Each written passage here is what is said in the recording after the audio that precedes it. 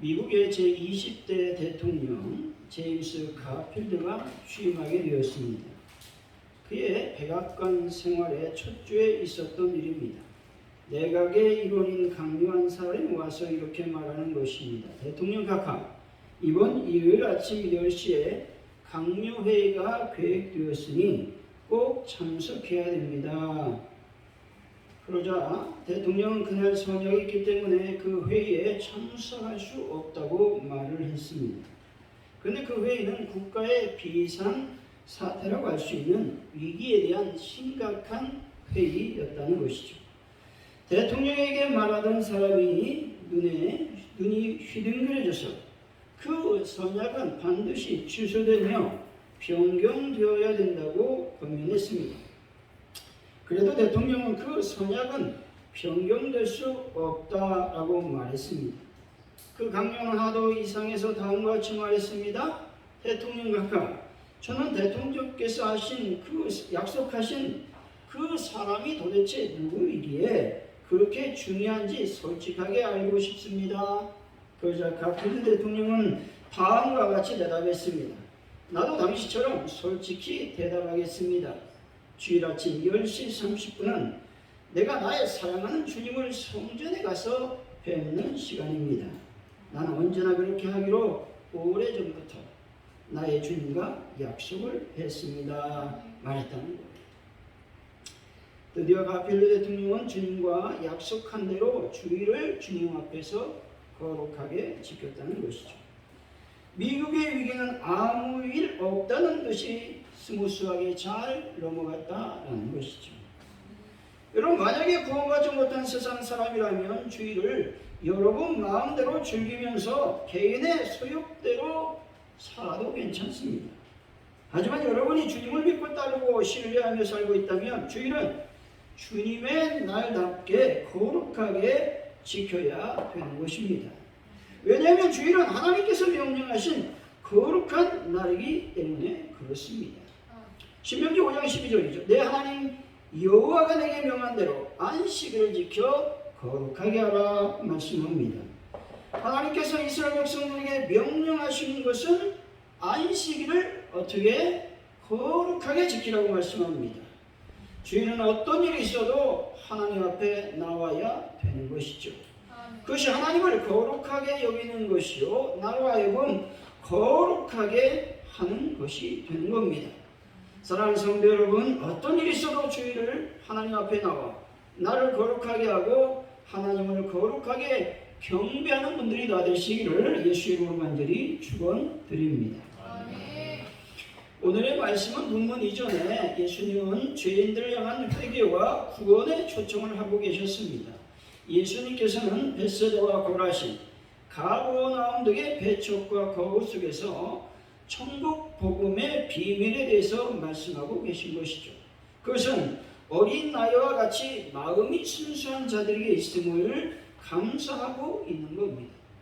그리고 계속해서 수고하고 무거운 짐진 자 곧 죄인들을 향하여 영원한 안식에로 초청하고 계시다라는 겁니다. 오늘 말씀을 통해서 영원한 안식이라는 제목으로 어떻게 하면 영원한 안식을 누리며 살 수 있는지 하나님의 은혜를 나누도록 하겠습니다. 영원한 안식을 누리려면 첫째로 육신의 짐을 내려놓아야 하는 것입니다. 28절이죠. 한번 읽어봅니다. 시작. 수고하고 무거운 짐진 자들아 다 내게로 오라. 내가 너희를 쉬게 하리라. 아멘. 여기서 수고하다라고 하는 말은 스스로 많은 일을 해서 피곤하여 지친 상태를 말하고 있는 겁니다. 그래서 무거운 짐진 자라고 하는 말은 타인에 의해 무거운 짐을 진 채 계속해서 지쳐있는 자들을 가리키는 말씀입니다. 이 짐은 죄와 염려의 고통이나 육체적인 의무를 말하기도 합니다. 그리고 율법과 유전의 짐을 의미하는 말이기도 하는 것이죠.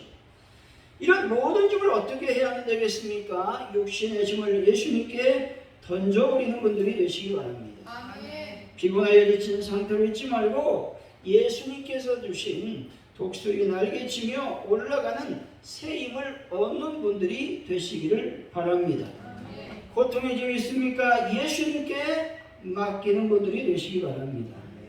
헨리 모하우스라고 하는 분이 있었는데 이분이 한번 이렇게 경험한 얘기를 들어놓습니다.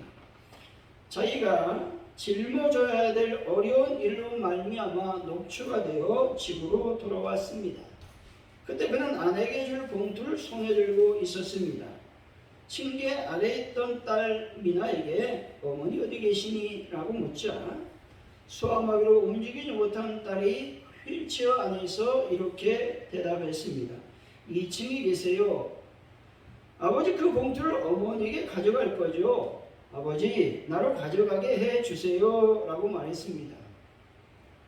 아버지가 이렇게 말하죠. 너는 갖고 갈 수 없지 않니? 이렇게 이제 생각 없이 말했죠.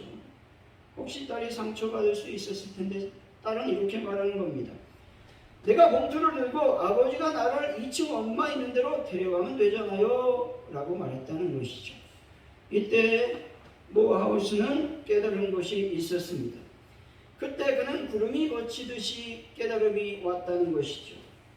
이 짐을 아는 채로 나를 예수님께서 짊어져 주시는 것이 된다. 내가 하는 것이 아니라 하나님이 해 주신다라는 생각이 불현듯 그를 압도했다는 것입니다. 여러분에게 무거운 줄 있습니까? 세상에 괴로움이 있으십니까? 예수 그리스도는 지금도 여러분에게 수고하고 무거운 짐진 자들아 다 내게로 오라고 말씀합니다. 왜냐하면 내가 너희를 쉬게 하겠다고 우리를 부르고 계신 것입니다. 그래서 예수 안에서만 여러분의 육신의 휴식이 있음을 믿으시기를 바랍니다. 오늘도 예수님께서 육신의 짐을 지고 힘겹게 걸어가는 우리를 초대하고 계시다라는 겁니다. 우리를 초대하고 있는 예수님은 바다와 같이 넓은 마음을 가지고 계십니다. 때문에 아무리 무거운 육신의 짐을 가지고 있는 사람이라 할지라도 영접하여 주시는 것입니다. 예수님의 사랑은 너무나 크고 인간에 대한 이해심이 매우 깊다는 것이죠. 때문에 아무리 슬프고 괴로운 사람들이 찾아와도 그분의 사랑은 끝이 없음을 믿으시기를 바랍니다. 사람들은 계속해서 예수님 안에 안식을 누릴 수 있다라는 겁니다. 누가복음 5장 31절이죠. 예수께서 대답하여 이르시되 건강한 자에게는 의사가 쓸데없고 병든 자에게라야 쓸데있나니 말씀합니다. 세상에서 멸시받고 조롱받는 사람을 향해서 내가 너를 불쌍히 여겨 너를 영화롭게 하겠다고 말씀하고 계십니다. 그리고 병든 자들을 향해서 내가 너를 고쳐주리라 말씀하십니다. 예수님은 여러분의 지친 어깨를 쓰다듬어 주시면서 내가 너의 아픔을 알고 있다고 말씀하여 주시는 것입니다. 때문에 우리는 주의를 거룩하게 지킴으로 여러분의 육신의 짐을 예수님께 맡길 수 있다라는 것입니다. 그런데 주의를 범한 결과는 비참하다는 사실을 우리는 기억해야 됩니다. 거리의 신호등을 보면 파란색은 여러분 어떤 신호입니까? 건너가라는 거죠. 움직이라는 겁니다. 근데 빨간불은 멈추라 이런 신호가 있습니다. 여러분 달력을 보면 공교롭게도 주의를 무슨 색으로 표시되어 있습니까? 빨간색으로 표시되어 있습니다. 무슨 말이에요? 모든 하는 일을 멈추고 뭐 하라? 교회 나오라는 거예요. 거룩하게 주님을 지키라는 겁니다. 운전자라고 하면 적신호를 무시하고 주행에 있을 때 얼마나 비참한 참극이 벌어지는지는 우리가 다 알 수가 있다라고 하는 겁니다. 여러분 신호 위반은요 벌금이 장난이 아닙니다. 진짜 엄청납니다. 나폴레옹이 1813년 10월 19일 영국을 침략해 버렸습니다. 근데 누가 웰링턴 장군이 이것을 막아서 나폴레옹을 격침시켰습니다. 여러분 나폴레옹이 영국을 침략했던 날이 어떤 날일까요? 주일이었습니다. 1941년 12월 8일 일본이 미국을 침략했습니다. 그런데 어떻게 되었습니까? 원자폭탄의 세례를 받았습니다. 일본이 미국을 침략했던 그 날은 바로 주일이었다는 겁니다. 우리가 잘 알고 있다시피 1950년 6월 25일 주일이었습니다. 그날이 김일성이 남침하여서 여러분 어떻게 북한이 됐는지 아십니까? 이 풍요로운 세상에 지금도 북한 백성들은 굶어 죽어가는 사람이 얼마나 많은지 모릅니다. 적어도 여러분 10년 동안에 몇 명이 죽었냐면 300만 명이 죽는 엄청난 기근을 겪었다는 겁니다. 또한 팬데믹 기간 동안에 어떤 주민은 이렇게 고백합니다. 처음에는 코로나19로 죽는 것이 두려웠습니다. 하지만 이제는 굶어 죽는 것이 걱정됩니다. 지금도 죽어가고 있는 거죠.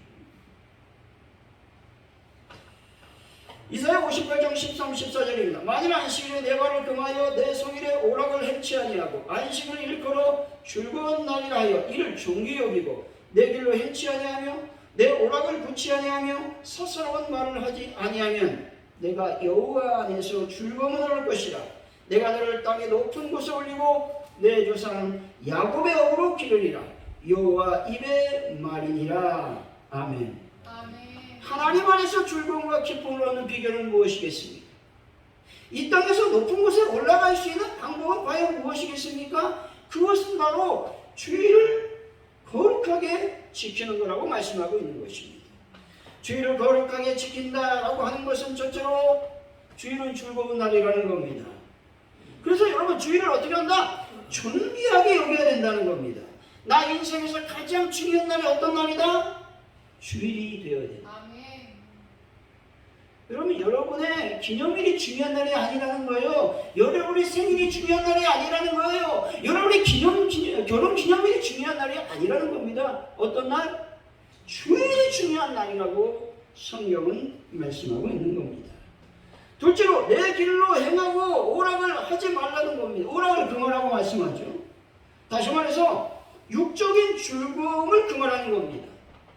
주일 예배를 드리지 아니하고 등산을 간다거나 골프를 간다거나 캠핑을 간다거나 자신의 일을 하지 말라는 겁니다. 1년에 한두 번 할 수 있죠. 근데 여러분이 습관이 되면요 자주 주일을 빠질 수밖에 없다는 것이죠. 셋째로 사사로운 말을 하지 말라는 겁니다. 다시 말해서 지극히 개인적인 감정, 기분에 따라서 말을 하지 말라는 겁니다. 어느 날은 주일날입니다. 화가 나도 열을 받아도 마음에 들지 않아도 주일만큼은 말을 조심하라고 성경은 말씀하고 있어요. 아멘. 예수님을 믿는데 왜 복을 받지 못할까요? 은혜를 받기는 받는데 무엇으로? 입으로 은혜를 다 쏟아버리기 때문에 복을 받지 못한다라는 것입니다. 원망하고 불평하고 또 짜증내고 비난하고 정죄하고 자신의 감정으로 말하는 것은 결코 복을 받지 못하는 행동이라고 성경은 말씀하고 있는 겁니다. 하나님의 뜻대로 주일을 거룩하게 지키면 하나님께서 영적인 기쁨과 즐거움을 허락해 주신다고 말씀하고 있는 것입니다. 사랑하는 성도 여러분, 주일을 온전히 지킴으로 육신의 짐 때문에 슬퍼하거나 두려워하지 마시고 오직 주님께 맡김으로 기쁨의 삶을 살아가는 분들이 다 되시기를 예수 이름으로 간절히 축원드립니다. 영원한 안식을 얻으려면 둘째로 어떻게 해야 될까요? 마음의 짐을 내려놓아야 된다고 말씀합니다. 29절이죠. 한번 읽어봅니다. 시작.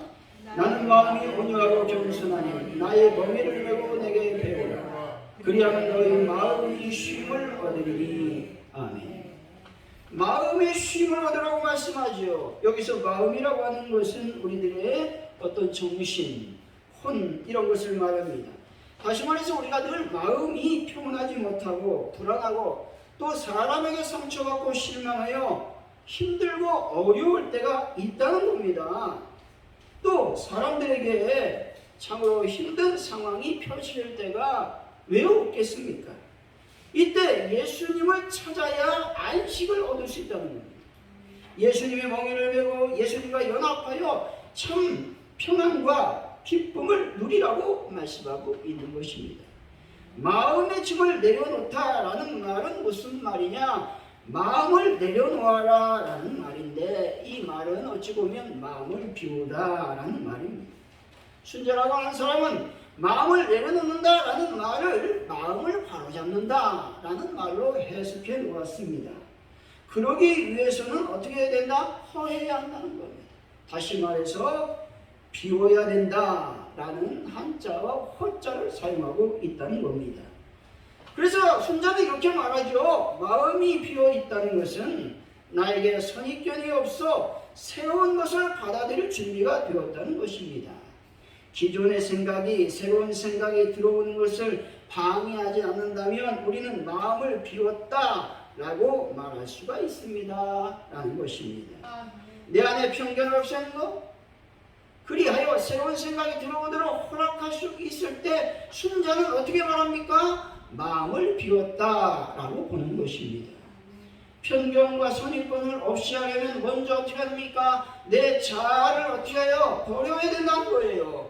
옛 습관, 옛 자아인 나를 버리고 예수님 안에서 누구를 발견해야 된다? 나를 발견해야 된다는 거예요.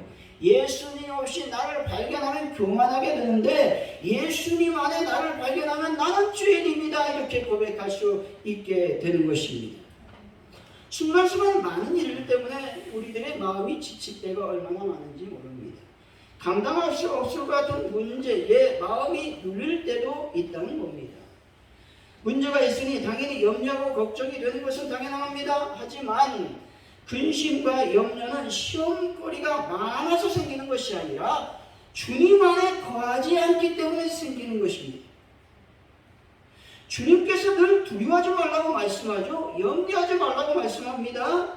그 이유는 마음에 있는 염려와 두려움이 우리 인생을 망치는 주범이기 때문에 그렇다는 겁니다. 육신의 문제가 생기면 우리는 즉각적으로 반응하죠. 무슨 말입니까? 감기 걸려. 그럼 여러분 어떻게 합니까? 바로 병원에 쫓아가서 약을 처방받습니다. 그런데 마음의 근심, 염려, 두려움에 대해서 그렇게 심각하게 생각하지 않는다는 겁니다.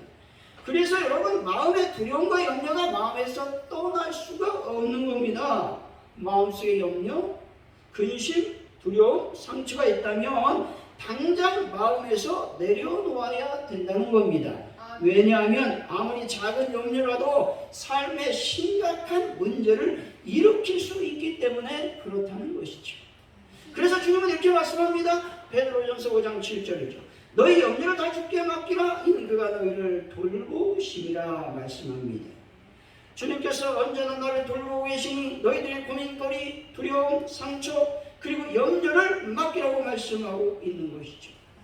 근데 마음의 짐은 주님께 맡기고 싶다고 맡겨지는 게 아니라는 겁니다. 주님께 맡길 수 있다면 정말 맡기고 싶지만 맡겨지지 않아서 안타깝다는 겁니다. 주님이 함께 하시기 정말 믿어져야 염려가 맡겨진다는 겁니다. 그래서 어떻게 하라고 제가 말씀합니까? 영성결기를 수행하는 거예요. 하루 일과를 돌아보고 어떤 근심이 있는지 어떤 염려가 있는지 살펴보라는 겁니다. 무엇 때문에 그렇게 내가 고집스럽게 행동했는지 내가 왜 그때 그 말을 했는지를 생각해 보라는 겁니다. 그러면 그 염려 여러분 그날 저녁에 해결될 수가 있습니다.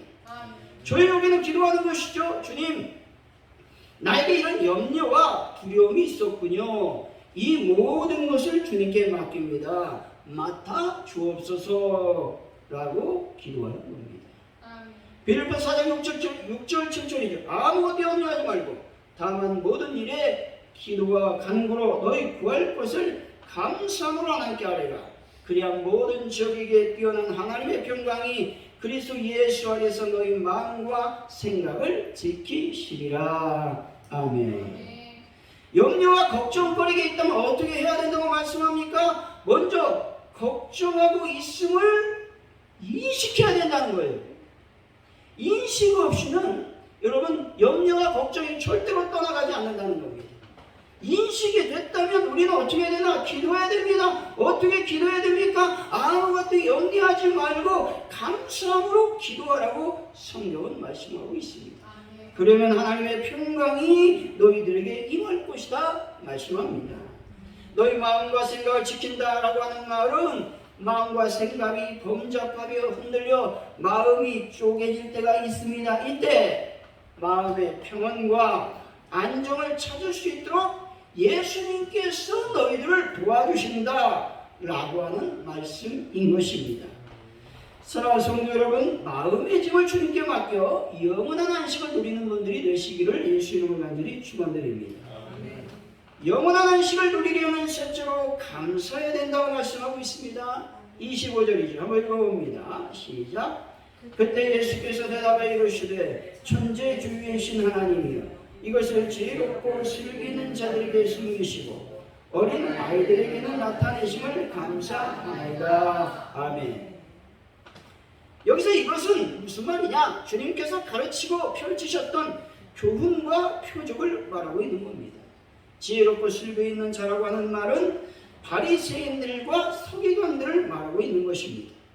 슬기 있고 지혜로운 자들은 이적과 권능을 보고도 교만하고 자고하여 예수님을 영접하지 않았다는 것이죠. 왜 바리새인들과 서기관들에게 비밀을 숨기셨습니까? 그것은 그들은 아직과 편견, 이성적 판단으로 예수 그리스도가 메시아라고 생각하지 않았습니다. 또 예수님이 메시아라고 믿지도 않았기 때문에 그렇습니다. 그런데 예수님은 지금 어떻게 말씀합니까? 감사를 하나님께 올려드리고 있습니다. 이런 진리의 말씀을 어린아이들에게 보여주셨음에 대해서 하나님께 감사하고 있는 것입니다. 여기서 어린아이라고 하는 말은 솔직하고 순박한 자들을 말하는 것으로서 하나님을 의지하여 주의 가르침에 기뻐하는 사람들을 가리키는 것입니다. 어린아이 같은 이들은 자신의 무지를 깨닫고 오직 하나님의 도움만을 구하는 자들이라고 하는 겁니다. 그래서 예수님은 하나님께 이들에게 하나님의 비밀을 알려주신 것에 대해서 감사하고 있는 것입니다. 여기서 감사하다라는 말은 무슨 말이냐? 하나님의 뜻과 섭리에 대해서 전폭적인 지지를 보냅니다 라는 의미입니다. 하나님께 감사한다라고 하는 말은 다른 말로 말하면 하나님 위에 적극적으로 내가 동의하겠습니다 이런 말이라고 하는 겁니다. 그렇다면 감사하지 않는다, 또 불평하고 원망한다, 이 말은 무슨 말입니까? 하나님의 일에 동의하지 않는다, 하나님의 뜻에 내가 문제를 일으키겠다라는 말이라고 하는 겁니다. 원망과 불평이 왜 무서운 악한 행동이 될까요? 그것은 하나님의 뜻에 동의하지 않고 내 뜻과 내 의지가 더 중요하다라고 말하는 것이기 때문에 무서운 행동이라고 하는 것입니다. 감사하지 않는다라는 것을 결국 뭐냐? 나 자신에 얽매여 있다라는 말입니다. 교회가, 사회가, 직장이 자신의 위주로 돌아가지 않는다고 생각하니 감사하지 못하고 화가 나고 분노가 일어나고 있는 것입니다. 내가 사회에서, 직장에서, 교회에서 중심이 되려면 어떻게 해야 되겠습니까? 하나님께서 나를 높여주셔야 된다는 것입니다. 근데 문제는요, 내가 높아져도 내 마음대로 하지 못하는 것이 사회생활이라고 하는 것입니다. 내 뜻대로 되지 않는다고, 자기 생각대로 되지 않는다고 화를 내면 어떻게 되겠습니까? 직장생활에서 반드시 해고를 합니다. 어쩔 수 없어요. 근데 언제나 감사한 사람은 어떤 일이 벌어지냐? 내가 생활을 잘하고 있어요. 어느 때 뒤를 돌아보니까 내가 갑자기 막 높아져 있는 겁니다. 내가 알지 못하는 사이에 하나님이 어떻게 해요? 높아주셨기 때문에 그렇다는 것이죠. 잠언서 4장 8절입니다. 그를 높이라, 그리하면 그가 너를 높이 들리라. 만일 그를 품으면 그가 너를 영원롭게 하리라 말씀합니다. 어떻게 하나님을 높일 수 있습니까? 그것은 다른 데 있는 게 아니라 하나님께 감사하는 겁니다. 그런데 감사하면 나를 하나님께서 높여주시고 하나님이 나를 영원롭게 해주신다고 말씀하고 있는 겁니다. 여러분, 감사하며 살아도 부족한 인생이라는 사실을 기억하시기 바랍니다.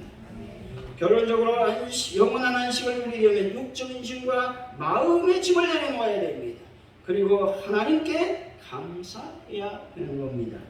사랑하는 성도 여러분, 모든 점을 내려놓고 하나님께 감사함으로 영원한 안식을 누리는 귀한 분들이 되시기를 예수 이름으로 간절히 축원드립니다. 기도합니다. 하나님 아버지, 나의 육신의 짐, 마음의 짐을 주님께 내려놓고 영원한 안식을 누리기를 원합니다. 하나님께 감사함으로 말미암아 영원한 안식을 누릴 수 있는 저희를 낼 수 있도록 도와주옵소서. 감사합니다. 예수님의 이름으로 기도하옵나이다. 아멘.